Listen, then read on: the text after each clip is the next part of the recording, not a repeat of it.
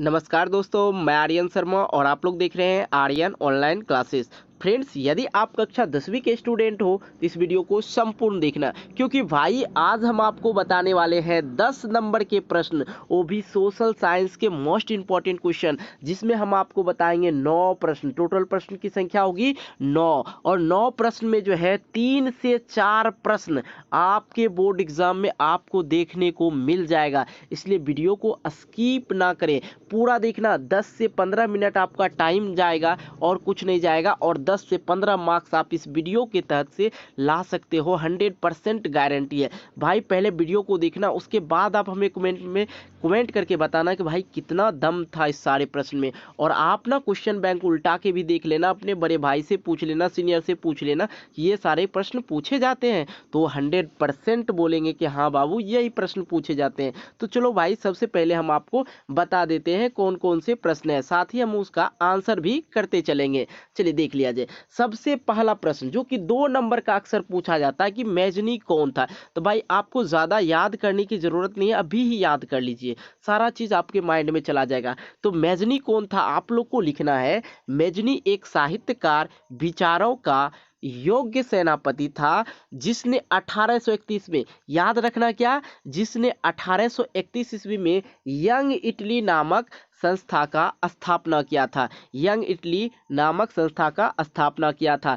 तो आप लोग को एक ऑब्जेक्टिव इससे भी बन गया, यंग इटली नामक संस्था का स्थापना किसने किया था, तो आंसर करना है मैजनी ने, जो आगे चलकर इटली के एकीकरण में बहुत महत्वपूर्ण भूमिका निभाई। तो आप लोग को याद हो गया मैजनी कौन था, आराम से लिख दीजिएगा। अगले प्रश्न की ओर चलते। देखिए ये तो और ही ज्यादा महत्वपूर्ण है, ये ज्यादातर 5 नंबर वाले में पूछे जाते हैं। तो भाई देख लो, जर्मनी के एकीकरण में ऑस्ट्रिया की क्या भूमिका थी। तो भाई यहाँ पे देखो, 1806 ईस्वी में नेपोलियन बोनापार्ट ने जर्मन क्षेत्र को जीतकर जर्मन राइन संघ के गठन किया था। 1806 ईस्वी में नेपोलियन बोनापार्ट ने जर्मन क्षेत्र को जीतकर जर्मन राइन संघ की गठन किया, और जिससे जर्मनी में एकीकरण के लिए राष्ट्रवाद की भावना का उदय हुआ। किंतु दक्षिण जर्मन के लोग इसका विरोध करने लगा, वो बोला भाई हम नहीं मानने वाले हैं। तो जिसे ऑस्ट्रिया और प्रास ने मिलकर दबा दिया, और जिसे क्या किया, जब वो मानने के लिए तैयार नहीं था, उसका विरोध करने लगा, तो उस पे क्या किया, कोई तो तीसरा आदमी आया। तीसरा आदमी कौन था, ऑस्ट्रिया था। ऑस्ट्रिया और प्रास आकर मिलकर उसको दबोच लिया, बोला कैसे नहीं मानेगा, मानना ही पड़ेगा। और कूटनीति के द्वारा बिस्मार्क ने नेतृत्व में जर्मनी के एकीकरण हो गया। इस प्रकार जर्मनी के एकीकरण में ऑस्ट्रिया की भूमिका काफी महत्वपूर्ण थी। जर्मनी के एकीकरण में ऑस्ट्रिया की भूमिका क्या थी, ये बात आप लोग को समझ में आ गया। कैसे लिखना है फिर से हम आपको रिपीट करके सुनाते, याद हो जाएगा। 1806 ईस्वी में नेपोलियन बोनापार्ट ने जर्मन क्षेत्रों को जीतकर जर्मन साइंस का गठन किया, जिसमें जर्मन के एकीकरण के राष्ट्रवाद का जो है उदय हो गया। किंतु दक्षिणी जर्मन के लोग जो थे, बड़ा खत्म आदमी था, उसने क्या, इसका विरोध कर दिया। और जब विरोध किया तो ऑस्ट्रिया और प्रास मिलकर उसे दबा दिया, बोला नहीं मानना ही होगा। इससे क्या हुआ, कूटनीति के द्वारा बिस्मार्क के नेतृत्व में जर्मनी का एकीकरण हो गया। इसी प्रकार जर्मनी के एकीकरण में ऑस्ट्रिया की भूमिका काफी महत्वपूर्ण थी। समझ में आ गई। आगे चलिए खूनी रविवार। भाई ये तो प्रश्न पूछे ही जाते हैं, चलो देख लो। खूनी रविवार ये जो है घटना 9 जनवरी 1905 ईस्वी के रूस की जनता एक प्रार्थना पत्र लेकर जार की महल की ओर जा रहा था। भाई बात यहीं पे खत्म नहीं होते, बात ये थी, यदि आप लोग को भी देखते हैं कभी कुछ हो जाता है, किसी चीज की मांग करनी होती है, तो आप क्या करते हो, सड़क पे आ जाते हो, रोड जाम करते हो, या समाहरणालय वगैरह में जाके खड़े हो जाते हो और अपना मांग पूरा करने का नारा लगाते हो। सेम उसी प्रकार से हुआ था खूनी रविवार में। वो दिन था 9 जनवरी 1905 ईस्वी के, रूस की जनता एक प्रार्थना पत्र लेकर जार की महल की ओर जा रहा था, जिसे जार के जो सैनिक थे उसने अपना विरोधी समझकर उन पर जो है गोली चलाना स्टार्ट कर दिया, और उस पर गोली बरसा दिया, और जिसमें हजारों मजदूर मर गए, और जो मरे थे और कुछ घायल भी हो गया था। और उस दिन जो था क्या था, रविवार था, जिसे हम लोग खूनी रविवार के नाम से जानते हैं। बिल्कुल कॉन्सेप्ट क्लियर हो गया होगा। अगला प्रश्न हम लोग देखते हैं 4 नंबर। अब देखिए 4 नंबर प्रश्न जो देखिएगा बहुत ही ज्यादा महत्वपूर्ण है। अब देख लो भाई, यहाँ पे क्या रहा है, कार्ल मार्क्स के जीवन सिद्धांतों को लिखे। तो कार्ल मार्क्स के जीवन के सिद्धांत लिखने के लिए बोल रहा है। अब भाई सबसे पहले उसके बारे में समझ लो। कार्ल मार्क्स का जन्म हुआ था 1818 में, 1818 में, ठीक है। कहाँ में हुआ था? जर्मन के राइन प्रांत के मेघुआ शहर में। कहाँ? मेघुआ शहर में हुआ था। उन्होंने रूस और मैटरनिक, देखिए यहाँ पे जो है मांटेक्स्यू का गहरा अध्ययन किया था, जिसके कारण वे रूस के राजनीतिक और सामाजिक को सुधारने की ओर अग्रसर हुआ था। मतलब उसने काम करना स्टार्ट किया था और उन्होंने 1868 में दास कैपिटल नामक पुस्तक की रचना किया। तो भाई एक और ऑब्जेक्टिव याद हो गया, दास कैपिटल नामक पुस्तक की रचनाकार कौन थे? तो आप कहेंगे कार्ल मार्क्स थे। और उसके प्रमुख सिद्धांत निम्नलिखित है। तब देख लीजिए, प्रमुख सिद्धांत जो था कुछ इस प्रकार सा आप लोग समझेंगे। द्वंद्वात्मक का मतलब होता है भौतिकवाद का सिद्धांत, ठीक है। और वर्ग विहीन का मतलब होता है राज विहीन का सिद्धांत, वर्ग संघर्ष का सिद्धांत और अतिरिक्त मूल्य का सिद्धांत। ये सारे उस अपने जीवन में सिद्धांत दिए थे। अगला प्रश्न की ओर चलते हैं। भाई ये प्रश्न 2 मार्क्स का पूछा जाता है, भाई जल्दी से देख लो।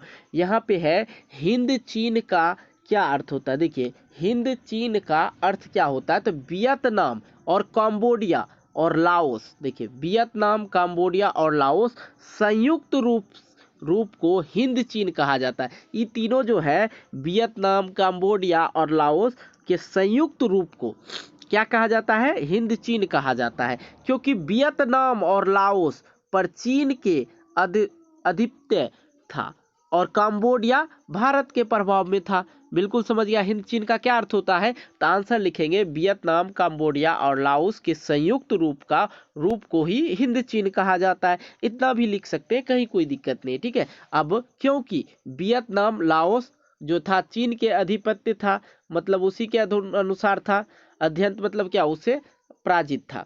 और कंबोडिया भारत के प्रभाव में था, ठीक है। अगला देखिए, अगला प्रश्न हम लोग लेते हैं 6ठे नंबर। अब 6ठे नंबर में देखिए लेनिन की नई आर्थिक नीति क्या थी? अब लेनिन जो थी उनका नई आर्थिक के बारे में देखिए, बहुत ज्यादा इंपॉर्टेंट है, ठीक है। आप लोग नोट कर लेना, ठीक। रूस के अर्थव्यवस्था को सुधारने के लिए 1821 में लेनिन ने नई आर्थिक नीति अपनाई, जिसके अनुसार लोगों को सीमित संपत्ति रखने का, अब मतलब नहीं समझे, रूस का जो अर्थव्यवस्था को सुधारने के लिए उसने क्या किया? 1921 में लेनिन ने नई आर्थिक नीति अपनाई। अब वहां पे नई नीति जो आया था, क्या आया था? जिसके अनुसार लोगों को सीमित संपत्ति रखने की छूट दी गई। मतलब आपको जो है जितना संपत्ति होगा, खाना पीना वगैरह, गाड़ी घोड़ा, इतना ही आप लोग रख सकते हैं, ठीक है। तथा बैंकों को राष्ट्रीयकरण कर लिया गया। चर्चा की संपत्ति जब्त कर लिया गया। मतलब चर्च का जो है, चर्च जो मंदिर वगैरह होता है, चर्च उसी तरह से होता है दूसरे धर्म के लिए, ठीक है। तो चर्च का जो है संपत्ति जब्त कर लिया गया, जिससे जो है उद्योग में वस्तुओं के उत्पादन में काफी ही वृद्धि हो गया, जिससे रूप की स्थिति में काफी मजबूती भी हो गया। तो अब ये संपत्ति जब्त उसका किया गया जिसके पास लाखों संपत्ति है और खाने वाला कम है, तो वैसे वैसे इंसान का संपत्ति जब्त किया गया था। अगला प्रश्न 7वां नंबर, जनेवा समझौता। अब देखिए जनेवा समझौता कितना इंपॉर्टेंट है, देख लीजिए। जनेवा समझौता 1954 में हुआ था। पहला बात आप लोग ये याद रखेंगे, जनेवा समझौता 1954 ईस्वी में साम्यवादी और अमेरिका के बीच हुआ था, ठीक है। किनके बीच हुआ था? जनेवा समझौता कब हुआ था? 1954 में हुआ था और साम्यवादी और अमेरिका के बीच हुआ था, जिसके अनुसार वियतनाम को 2 भागों में बांट दिया गया, ठीक है। वियतनाम को 2 भागों में बांट दिया गया। उत्तरी वियतनाम जहां साम्यवादियों को सरकार बनी, और दूसरी दक्षिण वियतनाम का जहां अमेरिका का सरकार बन गया। ये बात समझ में आ गया? जनेवा समझौता और कब और किसके बीच हुआ था, समझ में आ गया होगा। अब देखिए भाई, ये तो और क्वेश्चन टॉप अप है। अब ये क्वेश्चन है यहाँ पे कि हो ची मिन मार्ग क्या है? देखिए ये जो पहले वाला हिस्ट्री वगैरह था उसमें नाम आपको अजीब अजीब मिलेगा, काहे कि चीनी का नाम, फ्रांसी का नाम अलग अलग होता है। सिर्फ इंडियन नाम जो होते हैं थोड़ा सा मीठे बात, रमेश, समेश, कमेश, कमलेश, ये सब नाम होते हैं, लेकिन चाइनीज नाम चाइनीजे की तरह होते हैं, बिल्कुल खराब। ठीक है। अब देखिए हो ची मिन मार्ग एक प्रकार के भूल भुलैया है। भूल भुलैया तो बहुत सारे बच्चों को समझ में आ जाते हैं, मतलब ई रूम में गए दूसरे रूम में भूल गए, उसी को भूल भुलैया कहते हैं। ठीक है। अब कौन रास्ता से निकलना पता ही नहीं चलता है। जो लाओस और कंबोडिया से होते हुए दक्षिण वियतनाम तक जाता है। होचिमिन जो था एक मार्ग था, एक प्रकार का मार्ग था, और भूल भुलैया था जो लाओस और कंबोडिया से होते हुए दक्षिण वियतनाम तक जाता था। पहले वाला घर देखते ना तो बहुत अजीब अजीब राजा बनाते थे, यहाँ घुसिएगा दूसरे राज्य में निकल जाइएगा, वैसा वैसा। तो होचिमिन मार्ग भी उसी प्रकार था जैसे भूल भुलैया होता है। भूल भुलैया बहुत सारे बच्चे देखे होंगे, जो बच्चे देखे होंगे कमेंट करके बताइएगा। ठीक है। जिसमें अनेक प्रकार की कच्ची पक्की सड़कें आकर मिलती थी। अमेरिका बार बार इसे नष्ट कर देता था, किंतु वियतनामी जो था तुरंत इसका मरम्मत कर लेता था। ठीक है। तो इस प्रकार के अमेरिका जो थे, अमेरिका को 3 तरफा युद्ध में फंसकर वापस लौटना पड़ा। ठीक है। अगला प्रश्न जो कि लास्ट प्रश्न है इस वीडियो को। तो भाई अभी तक वीडियो को लाइक नहीं किए तो वीडियो को लाइक जरूर करना, और चैनल पर नए हो तो चैनल को सब्सक्राइब करना। भाई सपोर्ट करो और कुछ नहीं। ठीक। देखो, चंपारण सत्याग्रह का संक्षिप्त विवरण दे। तब देखिए, चंपारण सत्याग्रह आंदोलन नील उत्पादक किसानों को दयनीय स्थिति संबंधित है। चंपारण आंदोलन सुनने में आपको लग रहा है, लेकिन ये देखिए बात यहाँ पे है कि किसान लोग जो था नील का खेती करता था। ठीक है। उसी का दयनीय स्थिति पे ये लिखा गया है, चंपारण सत्याग्रह आंदोलन। तो चंपारण सत्याग्रह आंदोलन नील उत्पादक किसानों के दयनीय स्थिति से संबंधित है।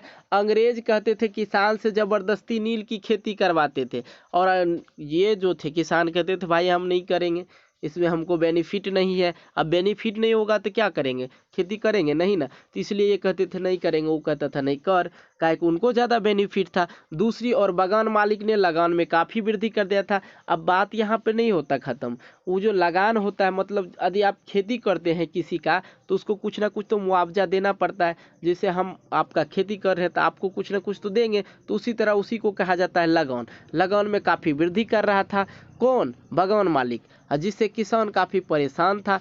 तब आया कौन, गांधी बाबा आया, और गांधी बाबा क्या क्या 1917 में चंपारण आंदोलन जो था शुरुआत किया, जिससे ब्रिटिश सरकार को झुकना पड़ा। देखिए ये क्या कहते हैं, महात्मा गांधी जी जो थे कभी लड़ाई झगड़ा नहीं करते थे, खाली आंदोलन पे आंदोलन करते थे। ठीक है। तो आप लोग भी कीजिए आंदोलन। फिलहाल इसी वीडियो को के बाद हम आप लोग को नेक्स्ट वीडियो में इससे भी ज़्यादा इंपॉर्टेंट प्रश्न बताएंगे। यदि आप चाहते हो कि नेक्स्ट वीडियो आए तो चल यार वीडियो को लाइक ज़रूर करना, आपका एक लाइक मुझे मोटिवेट करता है एक नई वीडियो बनाने के लिए। हाँ यार, जाते जाते चैनल को सब्सक्राइब करना और नोटिफिकेशन बेल को प्रेस करके ऑल कर देना। हाँ, और जाके कमेंट बॉक्स में अपना राय ज़रूर देना, और किसी भी टॉपिक पे आपको वीडियो चाहिए तो आप हमें कमेंट कर सकते हैं। मिलते हैं एक नई वीडियो को लेके, तब तक के लिए बाय बाय। जय हिंद, जय भारत, खुश रहें, आबाद रहें।